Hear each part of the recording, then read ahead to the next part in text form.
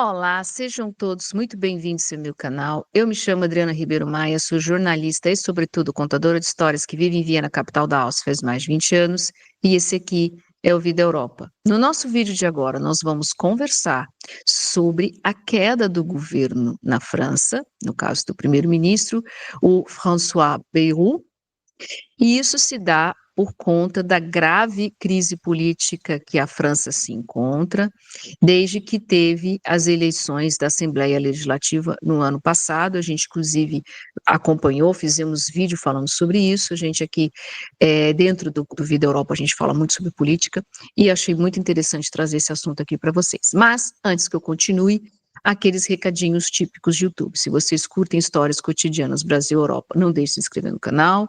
E a gente vai começar com esse texto do Le Monde. Eu costumava falar francês há 200 milhões de anos atrás, desde eu pedi aqui para traduzir para o português para ficar mais fácil. E aí vem, Emmanuel Macron, um presidente vulnerável após uma dissolução e 2 fracassos do governo. A queda do primeiro-ministro François Bayrou deu início a um novo período de instabilidade política. O chefe de Estado, considerado responsável pela crise dentro do seu campo, está sob pressão para propor um nome para Matignon. Matignon provavelmente seja o palácio aonde despacha o primeiro-ministro na França. A França tem um sistema um pouquinho diferente, né?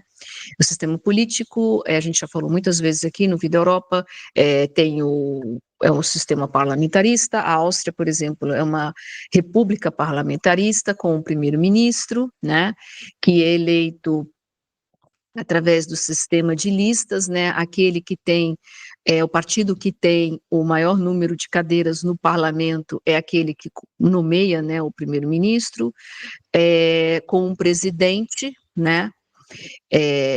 No caso, a Alemanha também tem o sistema parlamentarista, só que a Alemanha tem um sistema um pouquinho diferente, porque, em comparação com a Áustria, o presidente dissolve, aqui na Áustria, o presidente tem o poder de dissolver o parlamento, na Alemanha não, tá? O presidente na Alemanha, ele tem uma função decorativa, isso foi feito ainda pelos norte-americanos, porque não queriam um presidente muito forte para não ter um Führer, mais uma vez, mas estamos, né, em outra situação, e a França tem um sistema semi-parlamentarista, aí depende da perspectiva, semi-parlamentarista ou semi-presidencialista, dependendo, né, no qual o presidente, ele se ocupa mais das questões externas, vamos dizer assim, da política exterior e um pouco da política interior, e é o primeiro-ministro que se ocupa da política interior. Então, vamos voltar aqui no nosso texto, né. Aí ele fala, né, como poder sair do impasse, a queda de François Bayrou, na segunda-feira, 8 de setembro, após um voto de confiança na Assembleia Nacional, em um clima deletério que não augura nada de bom para o futuro. Abriu uma nova crise um ano após a dissolução da Assembleia Nacional. Em frente a aí está aqui explicando, né, embora isso daqui era já, os principais jornais aqui na Europa já davam como isso, a França se encontra numa crise econômica muito grande, e eles precisam fazer, vamos dizer assim, ajustes na economia, né, aumento de impostos, e tudo isso é muito, muito, muito complicado. Esse aqui é um texto do Le Monde, né, ele aqui fala, né, mas todos os olhos estão voltados para Emmanuel Macron, após os sucessivos fracassos de Michel Barnier e François Bayrou, o chefe de Estado se vê sem para-raios em Matignon, que é onde o primeiro-ministro francês despacha, e em um momento de vulnerabilidade, onde se misturam grandes crises políticas, orçamentárias e sociais. Bom, dado isso, a gente agora vai vir para a nossa tela número 2, desta vez, esse aqui é um texto do ARD, deixa eu pegar aqui o certo, a ARD é o principal canal de notícias em alemão, nós vamos traduzir, né? O primeiro-ministro da França, Bayrou, perdeu o voto de confiança na Assembleia Nacional por uma vitória esmagadora. O presidente Macron agora tem 2 opções. Na manhã seguinte à queda do governo de Bayrou, a França enfrenta uma pilha de escombros políticos. Apenas a dramática situação financeira permanece estável. Mais de 3 trilhões de euros em dívidas, ou seja, 114% da produção econômica na atual. O país caminha para um déficit orçamentário de 6% do produto interno bruto. Na verdade, deveria acalmar os mercados e a União Europeia com um ambicioso plano de austeridade, né, o que a gente comentou do texto anterior. Mas, por enquanto, não há governo capaz de agir que possa apresentar um novo orçamento de austeridade. As empresas estão retendo investimentos, as empresas não estão contratando e a montanha de dívidas continua a crescer.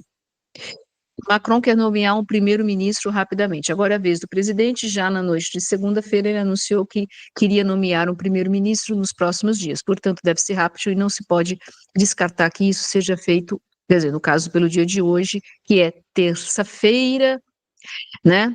A rápida substituição do gabinete do primeiro-ministro teria a vantagem de que Macron não estaria sozinho no dia do protesto, marcado para quarta-feira, marcado para hoje. Então, imagina, a vida lá em Paris para os parisienses ou para quem está lá não vai ser fácil, né? Porque eu já tive a oportunidade de ver protestos na França, ali o negócio é complicado.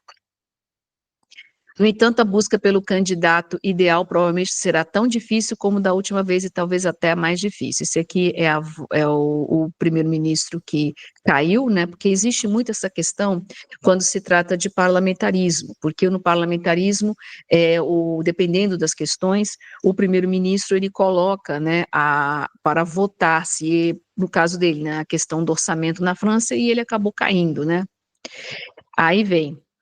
Que opções Macron tem? A solução mais estável seria uma aliança governamental que vai dos republicanos conservadores aos partidos de centro e do renascimento de Macron aos verdes, aos socialistas. Dessa forma, poderia até ser criada uma maioria absoluta que não deferia mais dos caprichos do Rassemblement National, que é o partido da extrema-direita na França, e dos caprichos do LFI da extrema-esquerda, que, aliás, são duas forças que têm um bom número de cadeiras no parlamento francês, que a gente vai ver do próximo texto, mas o relacionamento de Macron com os socialistas é tenso, para dizer o mínimo, desde que o presidente se recusou a dar a aliança de esquerda que conquistou a maioria dos assentos nas novas eleições do verão passado. A gente tem vídeo aqui no canal, eu vou colocar aí na descrição dele, o mandato para formar um governo.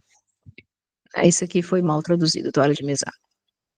Aí vem, né? Os consultores alertam contra os mesmos erros repetidamente. Há um outro problema: os republicanos conservadores que fazem parte do governo até agora descartam ingressar em um governo liderado pelos socialistas. Portanto, a única coisa que resta é encontrar um candidato que pertença ao campo da esquerda, que tem experiência política, mas não tem um cartão de partido. Alguém como o ministro da Economia cessante, Henrique Lombard.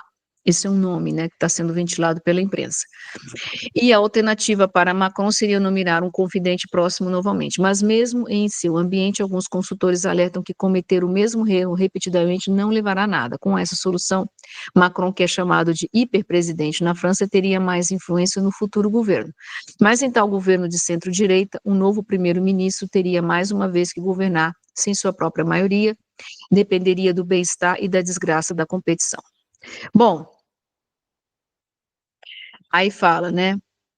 O governo minoritário é veneno para a economia. Ainda existe o perigo de que este governo também caia dentro de alguns meses. Uma constelação tão estável seria um veneno para a economia da França. Outro governo minoritário, nem empresários nem mercados financeiros podem ser tranquilizados. E o orçamento de austeridade urgentemente necessário para que possa acontecer. Macron está sob pressão, está se tornando cada vez mais caro para a França pedir dinheiro emprestado nos mercados financeiros, e já na sexta-feira a agência de classificação Fitch mais uma vez dará seu voto sobre a credibilidade da França. La Vie en Rose, quer dizer, aquela música, né, do Louis Armstrong, parece diferente. Bom, e para encerrar esse vídeo, para a gente não se estender demais, nós temos uma coisa que é um texto antigo do jornal O Globo. Deixa eu ver ele aqui. E aqui, essa aqui é uma coisa muito interessante, tá? Toda vez que você for ver, ou que vocês forem ver parlamentos, né? Esse daqui é o parlamento de 2022, aonde o Juntos, né, Ensemble, que é o partido do Macron, do presidente francês, tinha maioria, né?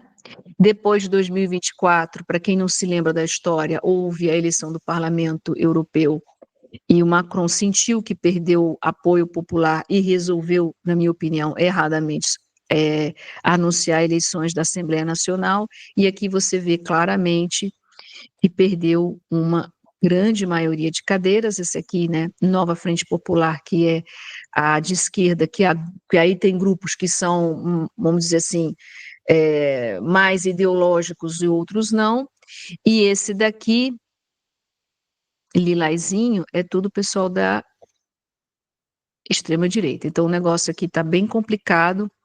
E o Macron, ele vai ter que realmente ver como ele consegue fazer um governo de coalizão. Bom, para a gente encerrar esse vídeo, o que a gente está vendo na França não é muito diferente do que tem sido visto nos últimos tempos aqui na Europa, aonde há um descontentamento massivo, né, popular por conta da grave crise econômica e os europeus tendo que correr atrás do prejuízo, né? A gente está vendo aí, inclusive eu estava vendo um ótimo texto do Deutsche Welle, e falando a União Europeia, no caso, né, que dependeu durante muito tempo dos Estados Unidos, achando que os Estados Unidos poderia ser o financiador da paz no mundo, do mundo liberal, e acabou que os Estados Unidos agora, sob governo de Donald Trump, está sendo um governo muito protecionista. Então, estamos vendo aí uma mudança muito grande, a União Europeia tendo que se reposicionar, tendo que cuidar da sua própria segurança pela primeira vez, que também deixou isso a cargo dos Estados Unidos, que foi um grande erro, né? A gente está vendo aí na guerra na Ucrânia, que inclusive tem vários vídeos que eu também vou deixar aí no box de descrição desse vídeo para que vocês vejam. E, por fim, a gente está vendo aí uma reacomodação ideológica do mundo, né? E aí, sobretudo, uma queda de braço entre a China, que está vindo com muita força, e Estados Unidos. E aí a pergunta que fica é como a União Europeia vai se posicionar nisso. E vamos acompanhar, claro, o novo governo na França e quais serão os próximos desdobramentos, tá certo? Se vocês curtem histórias cotidianas Brasil e Europa, podem se inscrever no canal, curtir e compartilhar, e nós nos vemos muito breve em um vídeo short live aqui no Vida Europa.